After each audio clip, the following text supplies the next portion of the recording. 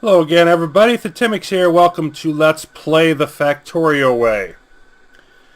And we're going to be mostly, again, covering old material here. But this is the start of this particular session. It's the same time as I just finished up the solder area with the tin and the lead furnaces. And the main thing I just wanted to show is what the radar has revealed so far as we've pushed out a little bit. So we've got some more cruthenium ore down here. There's another stereotype field, which is nice, but we still have no sapphirite. But over here, we have the beginnings of a coal. Don't know how big it is. The 221K is just what's on screen. So it could be bigger, it could not be bigger. But that's over there, which is nice. And then we can see just barely, if we zoom in, there it's a little closer, we've got the red signs of biters. So we're starting to get that out to where the biters are. And so we're going to need to keep the radar going for sure. But it also looks like that coal is going to be a target for us sooner rather than later. I spent the first bit of time waiting for tin, because it just takes a certain amount of time to have it all cycle through. And it wasn't long before I realized I had a flaw here, because of all the rubite that's getting produced, it was just coming up the line, the ore was, because there was a backlog here. There's not very much internal storage that's kept in here or in the furnace, so it was just rolling on down the line. So there's a unit of tin for us. So what I did was just put this chest off here so we can store whatever extra, and then every once in a while I can come down and unload this. So that will keep things going for the time being. Now, in the meantime, I was just doing some research. I did circuit network research. I got myself a steel axe, as you can see down here. Upgrade off the iron one, obviously. Significant upgrade. And then I was just building up some basic stuff, you know, gear wheels and copper cables and all that. I wanted to be ready when we got enough tin to do something with. So I was building all the support things that were needed for that. And eventually the radar did clear us out more of a path around. You can see a little more bits of red. But then also over here, we've got the coal field fully revealed, and it's 1.8 million, almost 2 million strong. That's the good news. Bad news is there's appears to be a biter nest right by it. So we're going to have to do some fighting to get it. But obviously this is huge. I mean, the original one that we got was less than 60K. So this is 300 of those. Make sure my math is right. No, 30. 30 of those, not 300. But still, it's, you know, this will keep us supplied for a good long while. You're never going to find a patch that you don't have to worry about replacing. You're always going to need more. But instead of really being worried about running out, relatively soon, actually, we're looking good here now. As long as we can clear this out and extend to here to get it. So the basic thing that I want to do with my first expansion then is I want to extend this wall around the bobmonium, because we don't have a bobmonium. So we're going to want to extend up there, and we're going to want to go around the coal here. And initially I thought, you know what, I don't need that much space. And I really don't. But I'm actually going to eventually need to make the wall bigger than that for purposes of getting radar out to where all the pollution is. Plus, even if I didn't, I mean, general rule of thumb in Factorio, if you think it might be big enough, build it 10 or 20 or 100 times bigger, because things are always going to take up more space than you think they need to. Now, once I got enough tin in to do something with, I built the fast inserter here, and they only require 2 of the basic electronic boards, along with, you know, some iron and a regular inserter. But, you know, that's a pretty small amount. So I went ahead and did that. And then I'm doing this little project, which I had to do last time as well, which is I'm simply moving everything out of this iron chest, which is going to start getting pretty cramped. I've done better at managing, not having a bunch of extra dumb stuff in there, but it's still going to start getting cramped. I want a steel chest so that I have more room. And so, I removed the assembler here just temporarily so that we could get this done. And it ended up taking about 6 minutes each way, which isn't too bad. It just seems like longer because you're just sitting here waiting for it. But I did do what things I could in the meantime. And here's one of those things. I went and took a bunch of walls, and since I decided where I was going to expand, and these are cool, by the way, because these are like the new walls. Like, they look better than the old ones. They're a lot more detailed. But anyway, I went and covered the west, because there's this little gap here between the lakes. If I run up this way. Yeah. This is like 6 or 7 wall sections, but I went and covered this. And then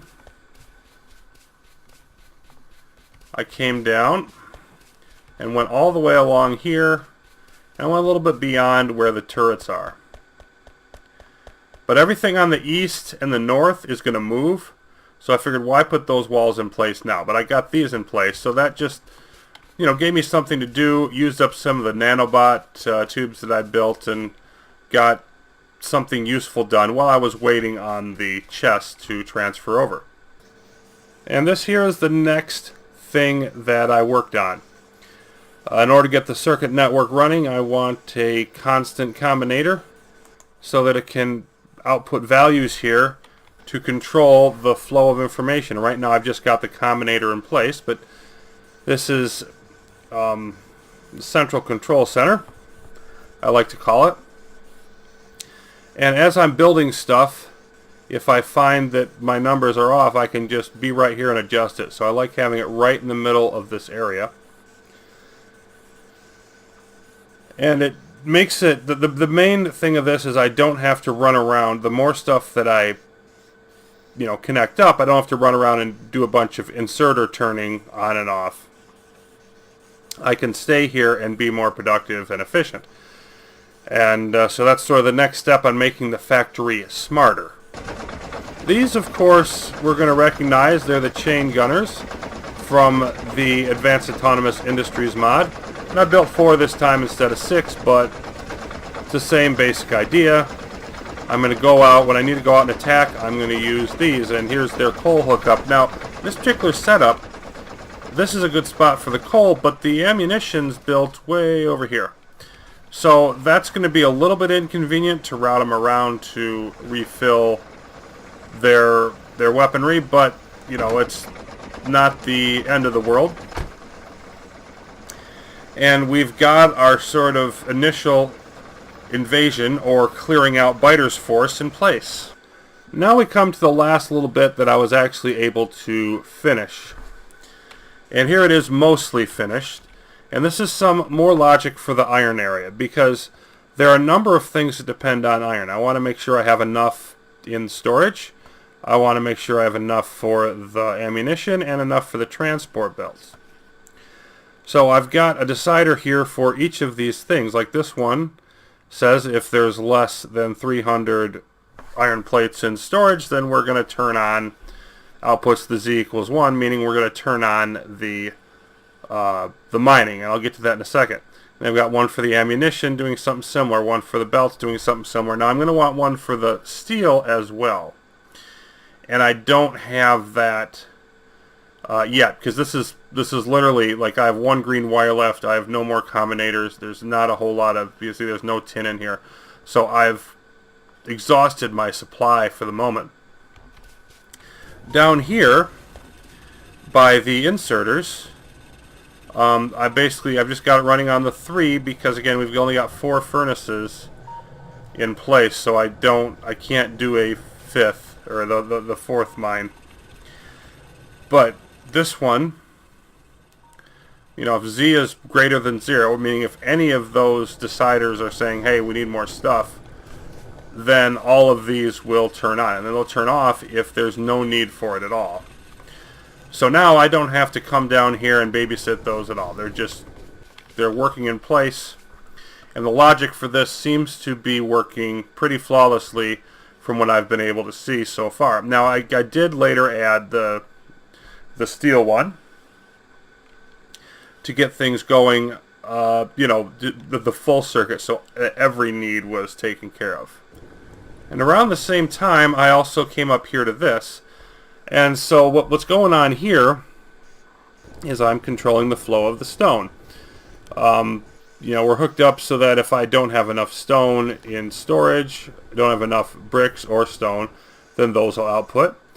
You know, and like if this will start taking bricks out of here if there's not enough in there.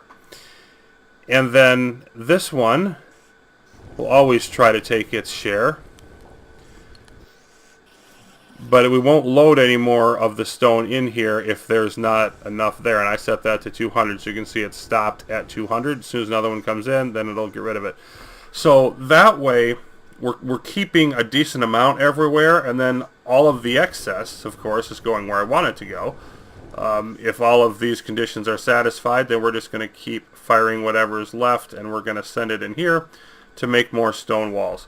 So this whole thing is set up to, again, run smart, run without any interaction on my part.